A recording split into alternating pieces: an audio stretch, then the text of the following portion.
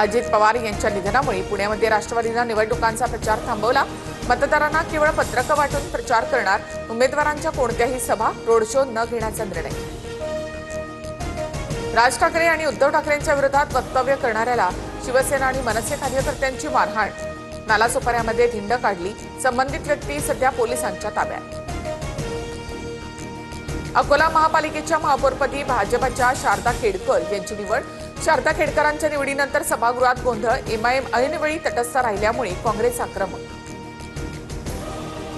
5 महिन्यांमध्ये 35,000 मराठा कुणबी प्रमाणपत्रांचं वाटप। बीड जिल्ह्यामध्ये सर्वाधिक 23,000 प्रमाणपत्र वाटली। हैदराबाद गॅझेटियरनुसार प्रमाणपत्रांचं वाटप। पुण्याच्या भोरमधील विसगाव खोऱ्यामध्ये कथित जादू टोण्याचा प्रकार, घरांसमोर लिंबू गुलालाच्या पुड्या, नागरिकांमध्ये भीतीचं वातावरण। अंधश्रद्धा निर्मूलन समितीकडून गावोगावी जनजागृती।